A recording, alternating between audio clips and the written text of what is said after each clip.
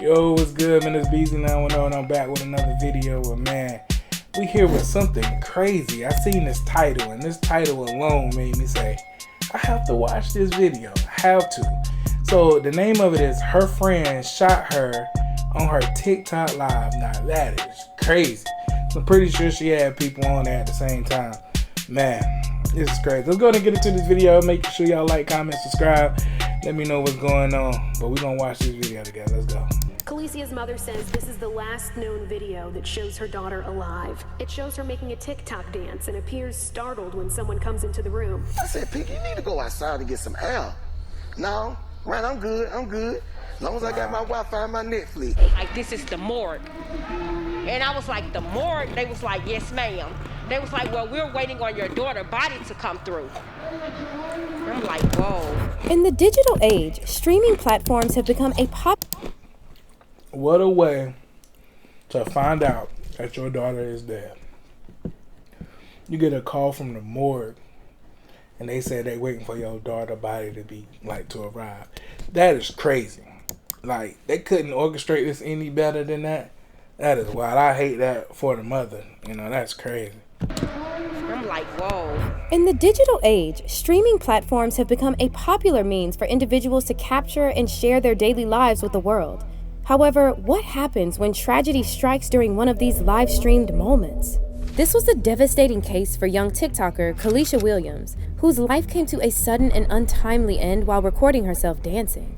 As the details of her death emerged, questions arose about the circumstances surrounding the incident, leaving her followers and the public in shock and grief. This comprehensive investigation aims to shed light on the events leading up to Calicia's death, the potential motives behind it, the aftermath, and the impact it had on her family, friends, and society.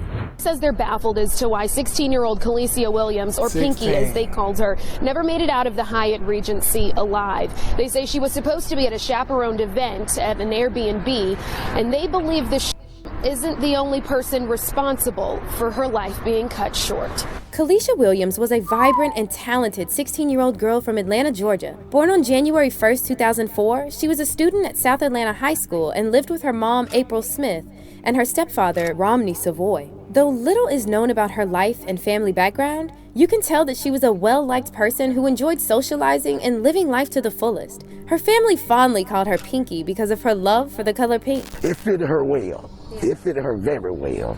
Calicia also loved dancing and began posting videos of her performing trending dances on TikTok at the age of 14. Her passion for dancing and creativity propelled her to gain popularity, where her videos garnered widespread attention. However, her promising journey took a tragic turn on December 26, 2020. That faithful day began with excitement as Calicia received an invitation from her friend named Infinity, or Finn, to attend a Christmas party. Calicia's mom and stepdad felt comfortable letting her go to the party because it wasn't the first time that she was attending such an event. Infinity's mother had also assured Calicia's parents that she would chaperone the event and that it would be a girls-only gathering, just a couple of friends from school. She's supposed to be in an Airbnb with a couple of more friends from school and the mother. They'd have done this once before, so we was a little comfortable of letting her go the second time. And we spoke to the mother, and she said she was going to be there. Calicia didn't get out much and was a bit hesitant about going, but her stepfather thought it would be a good idea for her to socialize, especially after being cooped up inside the house for months due to the pandemic. I said, Pinky, you need to go outside and get some air. No, right, I'm good. As long as I got my Wi-Fi and my Netflix. Eventually, Calicia agreed to go to the party, leaving her home at around 9 p.m. But the party turned out to be quite different from what Calicia's parents had been told. When Calicia arrived at Infinity's place so they could go to the Airbnb for the party, the first thing she discovered was that she was the only one there. She texted her mom and told her that, but they didn't think much of it because they thought that she was the first one there and the other girls would be coming later. Then, she learned that the party's location was unexpectedly changed to the Hyatt Regency Hotel, where Infinity's mother had booked a room for them. This was really strange, but again, Calicia didn't think much of it because Infinity's mom had assured her parents that she would be there all the time to ensure that everything was okay. So, trusting her friend and her friend's mother, Calicia didn't mention this unexpected change to her mother. She also didn't tell her parents that neither Infinity's mother nor any of the girls showed up for the party, that it was just her and Infinity the entire time. This video shows her and Infinity making TikTok videos at the hotel room during the supposed party. But shortly after midnight, Infinity reportedly received a phone call and left the room to meet other guests in the hotel lobby, leaving Kalisha alone. With time on her hands, Kalisha decided to create 3 TikTok videos showcasing her dance moves. And at precisely 12:02 a.m., she began recording what would unknowingly become her final video. In the video, you can see her performing a dance routine when someone suddenly appears to enter her room without knocking. Clearly startled, Kalisha jumps and quickly gets in front of her phone to turn off the video. Moments later, gunshots are heard coming from inside the room. The details of what followed remained partially unclear, but it is known that shortly after the gunfire, 2 males entered the room and found Kalisha lying on the floor, covered in blood. They carried her to the lobby and called the police. When the paramedics arrived, Kalisha was not breathing and had no pulse. She was rushed to the hospital where doctors tried to save her life, but tragically, their efforts were unsuccessful. A 16-year-old girl is dead following a at the Hyatt Hotel downtown. Her death comes as police continue to search for whoever shot a 7-year-old girl earlier this week. As you can imagine, the crime concerning for many across the city. CBS 46's Yasmina Alston is live downtown with some surprising crime stats. Hey, Yasmina. Well, Ashley, according to Atlanta police, there have been 154 homicides in the city so far this year. That's in comparison to 99 total homicides in the city from last year. Now, in the most recent homicide, a teen boy has been arrested for the deadly of a 16-year-old girl. Atlanta police telling us they responded to the Hyatt Regency Hotel just after midnight this morning and found the girl with a gunshot wound in the hotel lobby. She later died at the hospital. While this was going on, Kalisha's parents were trying to get a hold of Infinity and her mother to inquire about their daughter's well-being, without success. They actually came to know the truth about what happened 8 hours. But it's gotta be a setup. It has to be a setup. My thing is, if you're gonna do some setup like this, why would you do it at a hotel? Like, I'm pretty sure the person who, you know, shot the girl, it's all on camera. This is a hotel. This is crazy. This is crazy. After her death, when they received a call from the morgue. Didn't learn the group was staying at a Hyatt Regency until they received a horrific call the next day. Like, this is the morgue. And I was like, the morgue? They was like, yes, ma'am. They was like, well, we're waiting on your daughter's body to come through. I'm like, whoa. Naturally, Kalisha's parents were heartbroken and enraged that no one had bothered to call them to let them know what happened to their daughter. They were also confused about what Kalisha was doing in a hotel room when the party chaperone had told them that the party would be at an Airbnb. They firmly believed that Infinity's mother should be held partially accountable for what happened, as the hotel room was in her name. She was responsible for getting the hotel room for these minors.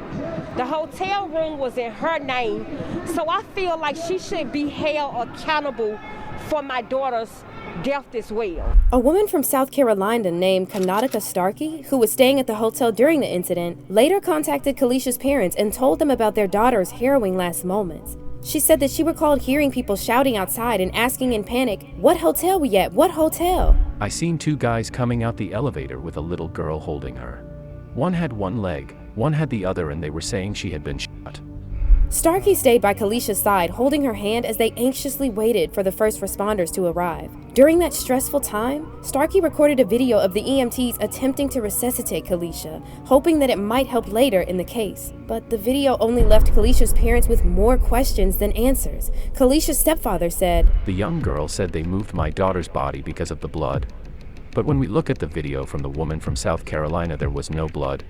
So we want to know the reason why you took her from the floor to the lobby."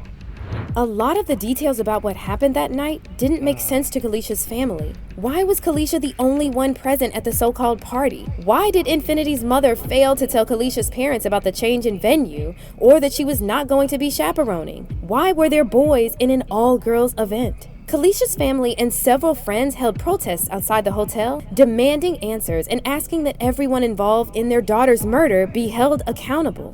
It was just a lot of foul play, and I'm just trying to put all the pieces together because I don't feel like the system is doing enough work to help me. Kalicia's mother says this is the last known video that shows her daughter alive. It shows her making a TikTok dance and appears startled when someone comes into the room. Within seconds, the video ends. I want the surveillance footage of what happened You know, who went in that room, who came out of that room, who was all there, what took place. I need to know what happened after she made that last TikTok video at 12:02 and she was dead at 12:23. I need answers from 12:02 to 12:23. The demonstration lasted hours, and the family says it's just the beginning of their fight for Pinky. Meanwhile, a 16-year-old boy by the name of Kerry Brown, who was attending the party, was arrested in connection with Kalisha's murder. He admitted that he had shot Kalisha, but claimed that she was not meant to die. He said that he was the one that had walked in on Kalisha when she was dancing on TikTok. The two apparently knew each other, but were not that close. Kerry said that Kalisha was not expecting him, and that's why she seemed startled when he walked in. The two then got into an argument, though it's not clear what the argument was about. He then said that he grabbed her and tried to violate her, but Kalisha fought back. He got frustrated because she wasn't complying, and so he tried to violate her, but Kalisha fought back. He got frustrated because she wasn't complying, and so he took his gun from his pants and shot her in the groin.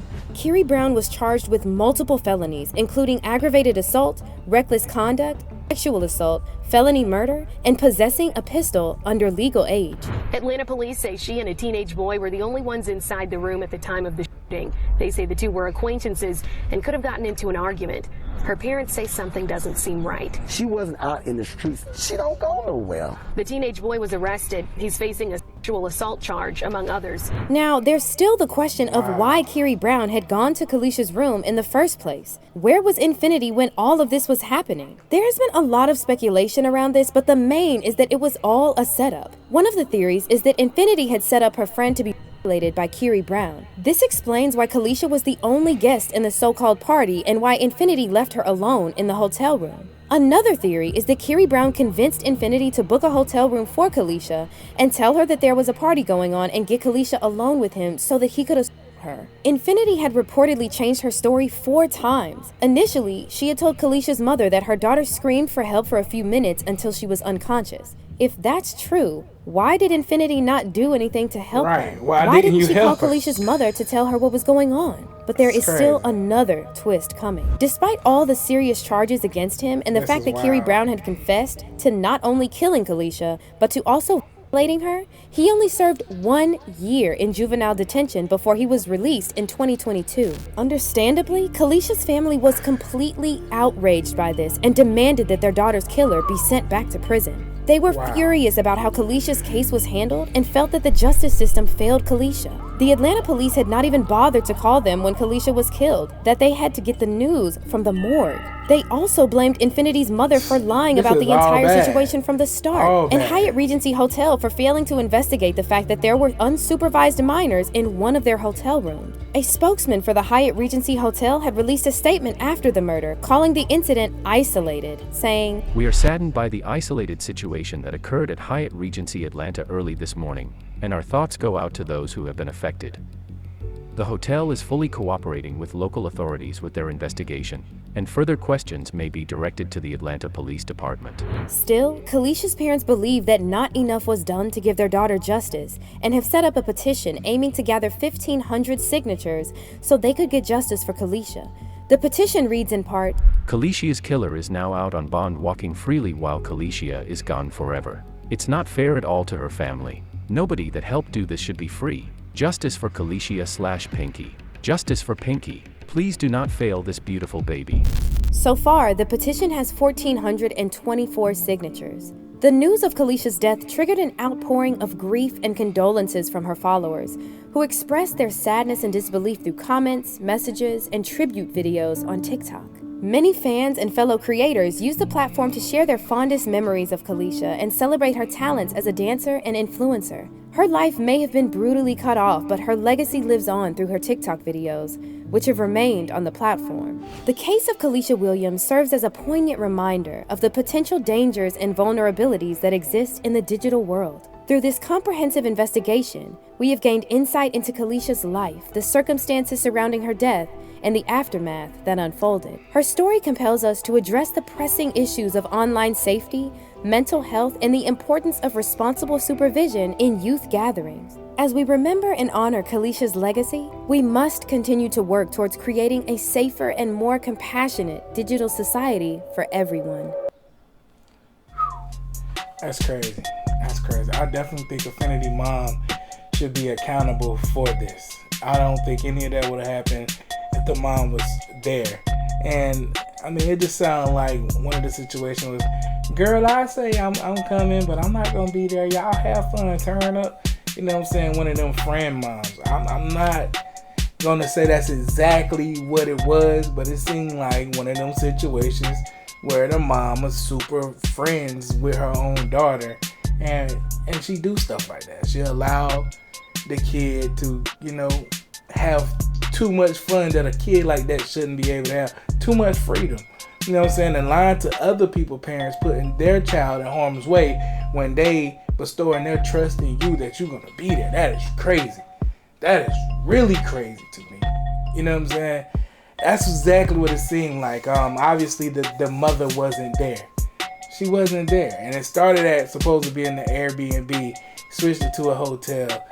Man, I just wish that the little girl would have told her mama, would have definitely kept in touch with her parents and let her know what's going on.